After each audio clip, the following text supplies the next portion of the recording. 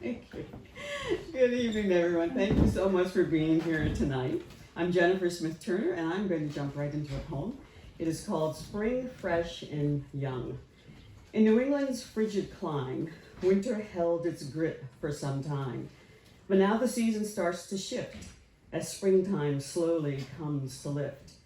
Trees awake from their winter sleep, their branches stretch and start to creep. Buds that slept within their grasp now burst to life with every gasp. Air is filled with fragrant bloom, and nature starts to shake off gloom. As blossoms sprout from branch and vine and soak up sunlight's warm sunshine. Days grow longer, skies turn blue, as life renews and starts anew. Although the winter's grip was strong, spring has come, and it belongs. Thank you. Well, welcome everyone to our spring reading at Arnie's Poetry Cafe in celebration of young voices during National Poetry Month, hosted by the Playhouse and Literary Arts at Featherstone. Thank you, MJ, for opening up your home once again for all of us. It's exciting to be back here. Mathea, thank you for helping pull this together, having great poets tonight. And Christine, thank you as well for helping us bring students from the high school. And Anne for working with us in partnership to pull this together. Today we have a group of talented high school students who will share their original and selected poems with us. Poetry is a powerful way to express ourselves and share our unique perspectives on the world. Through their words, the poets will take us on a journey, exploring different emotions, experiences, and ideas. We are thrilled to have the opportunity to hear from them and celebrate their creativity. And a special thanks to our poets for being willing to share your words tonight. Perhaps this may become an annual event, we'll see. So the poets will be Nicola, Charlotte, Gabriella, Rose, and Harrison. They'll introduce themselves as they come up. And I've asked them each to finish one sentence. I write poetry because, and we'll see what they share with us. And then they will share the inspiration for the piece that they're going to share with us. The program will begin with each poet reading one poem, and if we have time, we'll read more later on as well. So sit back, relax. Oh, before I say that, I have to acknowledge Rose Styron. So we have a poet of all poets here with us, Rose. Thank you so much for being here. So sit back, relax, and enjoy the wonderful poetry that these young poets have to offer. While enjoying their words, imagine a time in your life, no matter how far back you have to spin the memory wheel, to that stage when our voices were spring, fresh, and young. Harrison will join us first.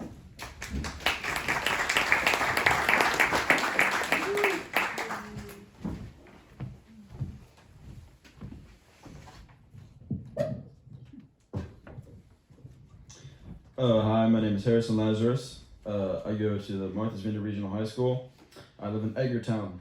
I write poetry because I would like to share my views on the world with other people. The name of this poem is And That Is All. The inspiration was probably how I've spent most of my life and the fact that being happy is something different than just living. And that is all. Is it enough to live with being content and content only? There was a funeral. To tell the truth, it was my first love, but she left me for another long ago.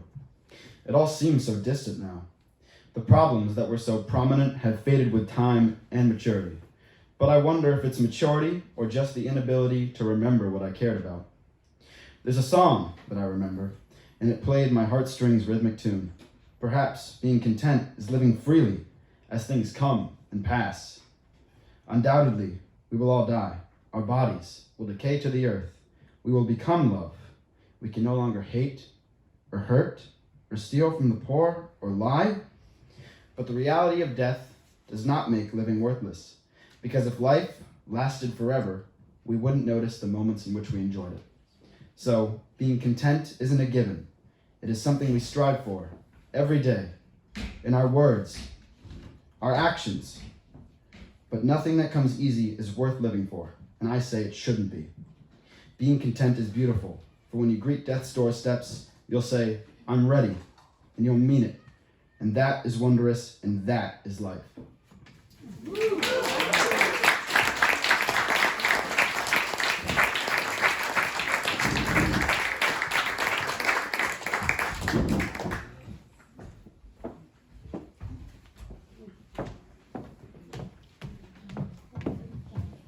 Hello, my name is. My name is Charlotte Chivers, and I go to the Martha's Vineyard Public Charter School. And the reason I write poetry is to express my emotions and how I'm feeling without having to say much. So I'm sharing a poem today that belongs to my mother, and her inspiration behind this poem is separation. It's called Where Are You, My Soul? Okay. Where are you, my soul? Have you forgotten us so soon? What are the odds that my words hang so silently in the air, reaching across time, only never to be seen by your eyes, but float away with the notes of your song? Where are you, my soul? Dare that I grasp that air that hangs so breathlessly between us, oceans of time, waves filled with my tears, blowing as a tempest, a groaning wind, so near yet so far. Our hearts shudder with each strum of your guitar. Where are you, my soul? To think of you is to be where you are. Do we see the same moon? Is it not the same sky? Although the wind blows, my love remains steady as ancestral trees that hold our nests so that someday our bird songs meet again.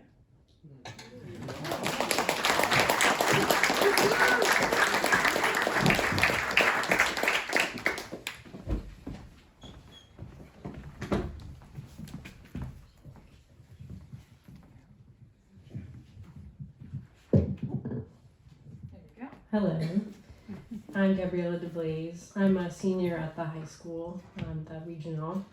I write poetry because, like music and visual art, it's a way to me to share my thoughts sort of through the way that I feel them, if that makes sense.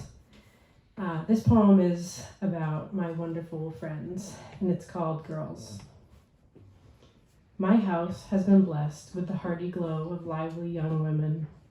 They enter with a bang, always on their own time.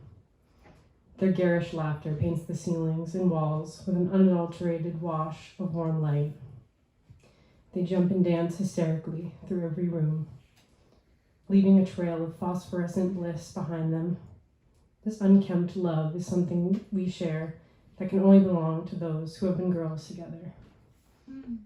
As the night withers and their fires become glimmering coals, one by one, they fall asleep in my bed, on the couch, on the floor. Whatever place is the resting spot of their lovely heads is blessed to behold such a simply fantastical specimen. They flee as the moon does, casting brisk goodbyes and gnarly morning breath as they go. Once taken by the grips of my solitude, I stand in the kitchen and hold very still, hoping to feel remnants of that golden hue from the night before. I scour for the misplaced trinkets and knickknacks I know I will find. In their joyous haste, they leave behind pieces of themselves in my home and in my heart. The sunlight sobers us and makes us small again. We return to our stations, statuses, and selves. But when the night returns and we are together, we are ungovernable. We are girls.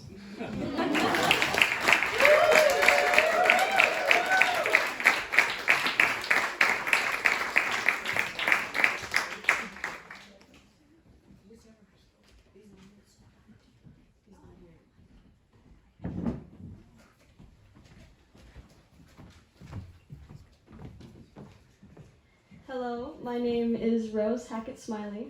I go to the public charter school. I'm 15 and I'm in the 9th grade. And I write poetry because I believe it helps give my life meaning. To be able to turn my thoughts into an art form and into something I really care about and that I'm proud of helps me feel like life is very happy and I enjoy living. Sorry, I did not think about this before I came up here. Very happy, and to, even if I don't like those thoughts, it's able to turn them into an art form and helps me be able to live my life happily. And I've loved poetry for as long as I can remember, basically. This poem is called Where I'm From, and it was inspired by George Ella Lyon, I believe that's how you pronounce her name, because she wrote the original Where I'm From poem, and we were assigned to write our own version of it based on the same format in ELA class a while ago, and it's just a poem collection of things that I remember from growing up other than just where I actually grew up, you know. So yeah, this is the Where I'm From. I'm from slender hands and silent shotguns, from buck teeth and bleeding tongues. I'm from bruised knees and glitter-covered mattresses, from beeswax candles and ring finger-sized matches. I'm from Payne's gray and burnt sienna eyes, from pale bug-bitten thighs. I'm from blind dogs and bites that hurt more than bullets. I'm from paralyzed poltergeists and an end that lost its beginning.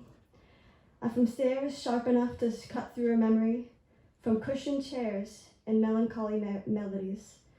I'm from sandpaper kisses and cigarette butts and flower pots. I'm from watching food in a mini fridge rot. I'm from sounds loud enough to silence a siren, from promises to put the fear of God into him. I'm from thin hair and thrifted dresses, from ugly sweaters and perfect confessions. I'm from wishing I could remember the child I once was, from living the life of a person I've only ever heard of.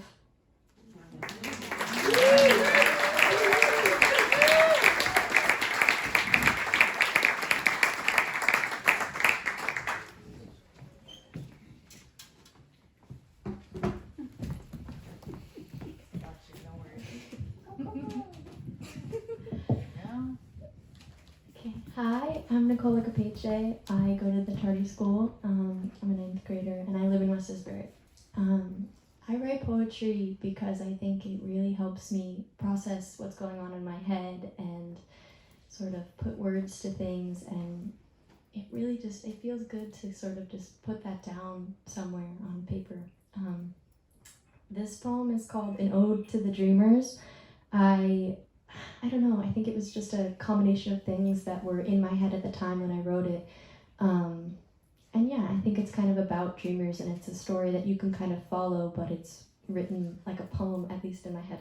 So here it is an ode to the dreamers. Dear believer, she wrote, have you seen the sun and have you seen the moon? Have you seen the broken boy that ran away from here, and have you seen the part of myself that would always belong to the sea? And as she wrote these words to someone made of merely dust, there was something very intricate calling for her, or screaming, whatever would be the difference. But yet this call would never understand what she was, or who she was writing to, or that part of her belonged to very nonsensical things, that reality made lies out of all of us. And that her name was written on a dim-lit wooden wall, and that meant a lot, because the dust had also left a part of his soul written on that wall. This girl left notes tucked between old trees, but she wished the wildflowers would grow back over her. She stared into the day, hiding behind her eyes, seeing dreams and stars, and remembering the days she had first seen the dust, when it crept and never told, when the stars would leave craters in the ocean, and the ocean would come back to leave stars in our souls. Dear believers, she'd written and we'd barely seen it. I hope the thing that the poet and the crow will never understand will continue to always remind you of the pull in the sky or the voice in your throat. But before she could let the ink dry, or before she could wait for the dust to burn her words, she had run back to the water. When it asked, "What are you looking for?" she merely whispered, somewhere I belonged a long time ago. The dreamer was soaked in salt water by then. The sea forgave only the moon. You can wake up now, it whispered. Dream child, war is over. But you see, she had long since fallen to the water's dance. It was beautiful and incredibly reminiscent of the dust she'd been trying to find. For the ocean poet and the dust letter were both drowned that night by something made of dream, until it finally said, "Wake up, dear, the water's gone.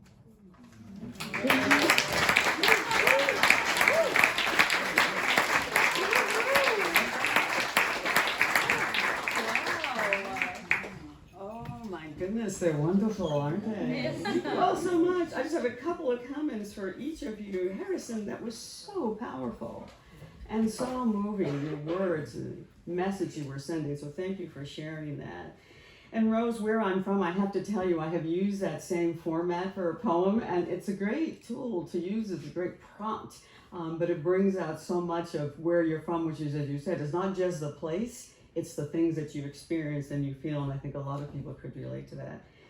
And Gabriella, oh my goodness, it was joyful. And the imagery was just absolutely wonderful. So thank you so much for that. Charlotte, beautiful.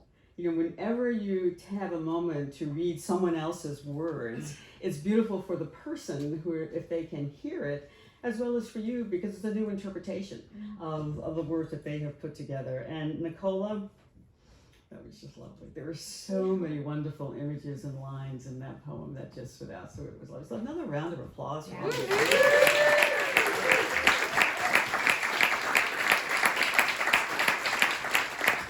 So I know that, so we have time. And so I know several of you said you'd like to read another one and you have something ready. So show me who's ready to come up and do something. Okay, let's come back.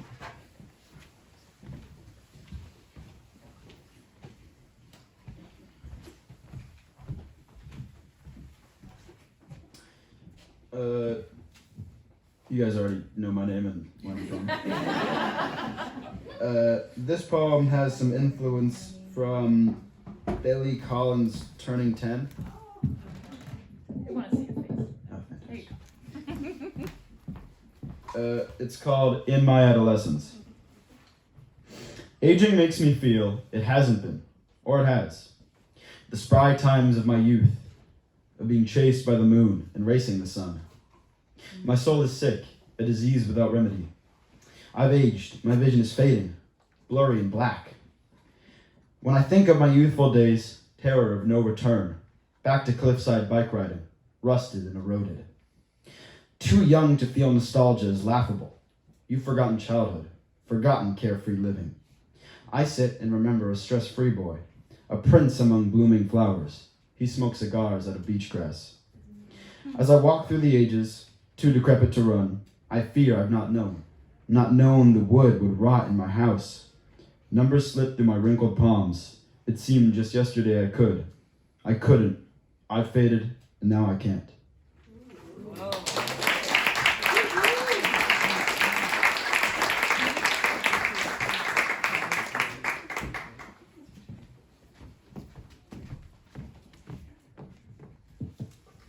I got you. Okay, thank you.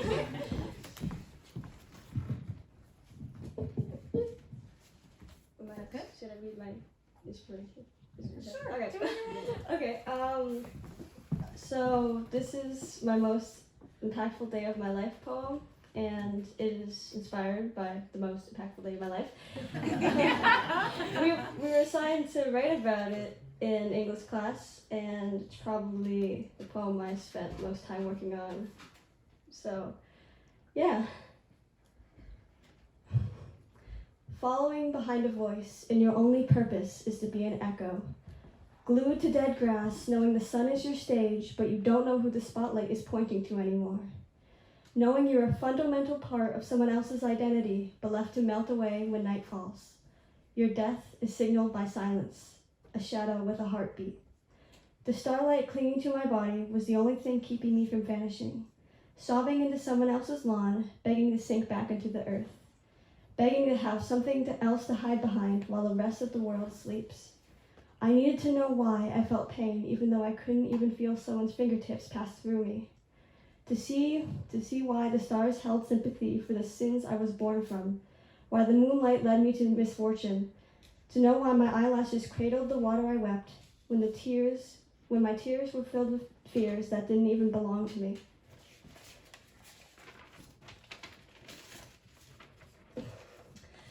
I opened my eyes and got on my hands and knees. The dirt beneath me stained my shins. I felt raindrops race down my spine as I looked down to face my hands.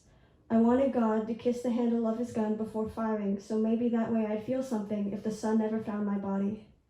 I think I may have died that night. Because the next morning I found myself sitting on a counter, licking sugar off of my fingertips. The sunlight whispering secrets to me through the window pane and kissing my collarbones as I felt them repent. Recognizing the years of neglect I endured, 3 other people were in the same room as me. I was fascinated by each pair of eyes turning to look at me, because they weren't looking through me. They were staring right at me. I just can't be the same person. I just can't be. Because despite popular belief, people don't respect what they can't see. They only care if their violence stains in violet, or if their shadows don't die of starvation, but of sentience. Whoa.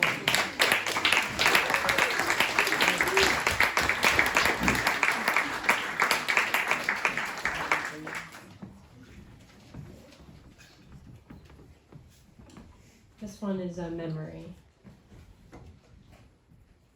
Absorbed in the fields that stretch forever, big hot sun blazing and tall soft grass billowing, I ponder the horses that munch and crave a life I could live so simply. One day, the horses will not live in this field. The grass will wither and the sun will explode. I can see the tangles of time, reaching forwards and backwards, up and down, hanging over their sleek, sturdy bodies, like gnarled power lines drooping lower, lower. The horses don't care. They just munch and munch, craving nothing, sun caressing their swayed backs and grass filling their round bellies. One day, the horses will not live anywhere, and one day I won't either. But today, we're all alive in this forever feeling field, soaking up the sun and the grass and the time we have in this simple eternal moment.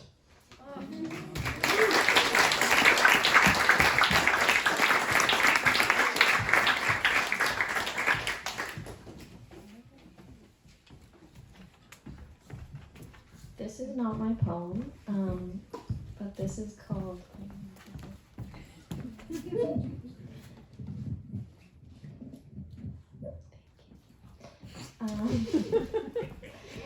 this is called Negotiations with a Volcano. It is written by Naomi Shihab Nye, and I kind of analyzed it for several weeks, so up to interpretation what you think it's about, but I will just read it. We will call you aqua, like the rivers in cool jugs. We will persuade the clouds to nestle under your neck, so you may sleep late. We would be happy if you slept forever. We will tend the slopes we plant, singing the songs our grandfathers taught us before we inherited their fear. We will try not to argue among ourselves. When the widow demands extra flour, we will provide it, remembering the smell of incense on the day of our Lord. Please think of us as we are, tiny with skins that burn easily. Please notice how we have watered the shrubs around our houses and transplanted the peppers into the neat tin cans. Forgive any anger we feel toward the earth when the rains do not come or they come too much and swallow our corn. It is not easy to be this small and live in your shadow. Often while we are eating our evening meal, you cross our rooms like a thief, touching first the radio and then the loom. Later, our dreams begin catching fire around the edges. They burn like papers. We wake with our hands full of ash. How can we live like this? We need to wake and find our shelves intact, our children slumbering in their quilts. We need dreams the shape of lakes, with mornings in them thick as fish. Shade us while we cast and hook, but nothing else. Nothing else.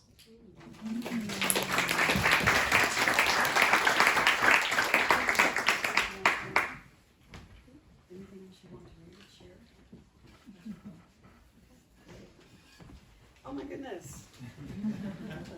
They're wonderful. Another round of applause.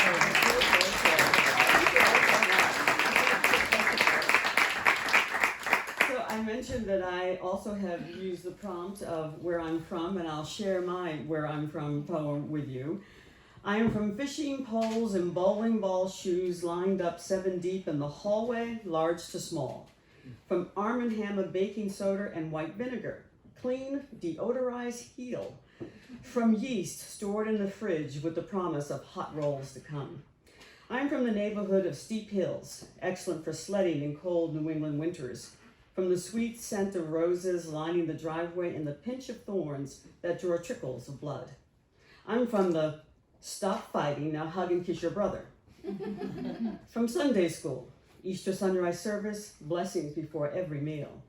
From Marguerite, the youngest of 9, and Herman, the oldest of 12, and Mildred, the strong and steady woman of the church. I am from storytelling shared in circles around the kitchen table, and songs sung in cars on long road trips to visit family across the country. I am from Now I Lay Me Down to Sleep, and The Lord is My Shepherd, I Shall Not Want. From You Can Be Whatever You Want to Be in This World, and An Education is the Answer to Everything. I am from the North, but my blood flows from the deep, segregated south of Louisiana, where my great father slaved on a pecan and hog farm, which became my grandfather's sharecropper's home, which became my father's home, that holds history in its fist. I am from slavery and freedom. Scattered across Massachusetts in homes of all of my siblings are images of our lifetime together. We each have our favorite that tells the family story through a special lens. I am from all of this, and seeing all in the palm of my hand sets me free. Thank you. So I just want to give a great round of applause for